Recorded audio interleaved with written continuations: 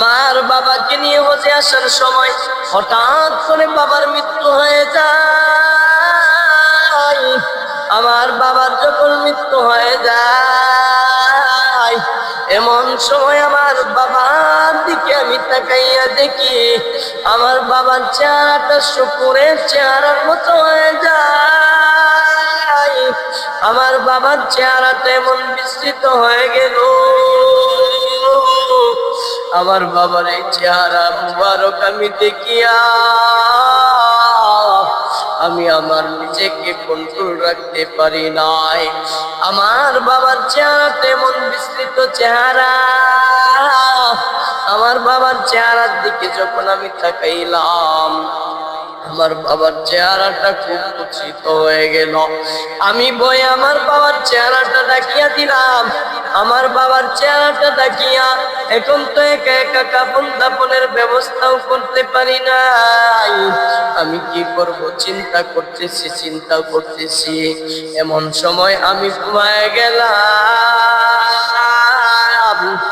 এমন সময় দিকে আল্লাহর ওলি এক বুজুর্গ আসিয়া আমার বাবার চেহারাটা স্পর্শ করে দিল।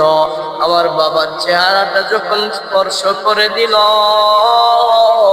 সাথে সাথে আমার বাবার চেহারাটা উজ্জ্বল হয়ে যায়।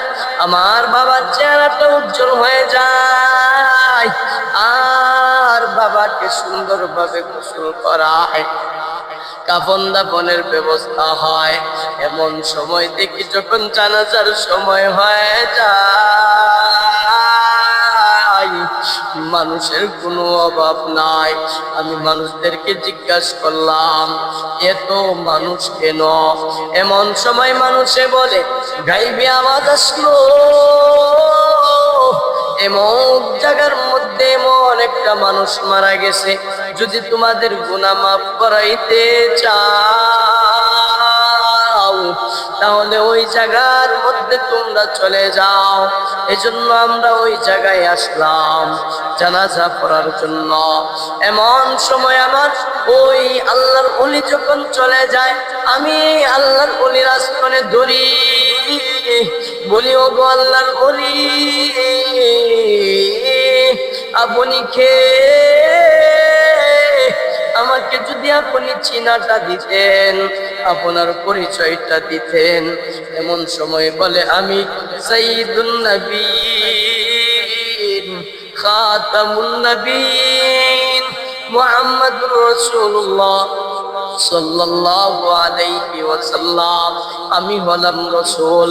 প্রতিদিন তোমার বাবায় প্রতিদিন 300 বার দুরূদ আমার কাছে পৌঁছায়, 300 বার দুরূদ পড়ে, কিন্তু আজকে যখন দুরূদ আমার কাছে যায় নাই, আমি ফেরেশতাদেরকে জিজ্ঞাসা করলাম আমার ওই বান্দার দুরূদ কই?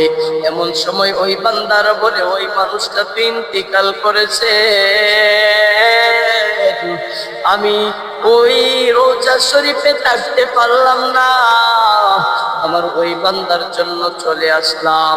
ও দুনিয়ার গোলাম, এজন্য ওই ব্যক্তি বলতেছে ও আল্লাহর ওলি, আমি হজের মৌসুমের মধ্যে অন্য দোয়াগুলো আমি করতে পারি জানি,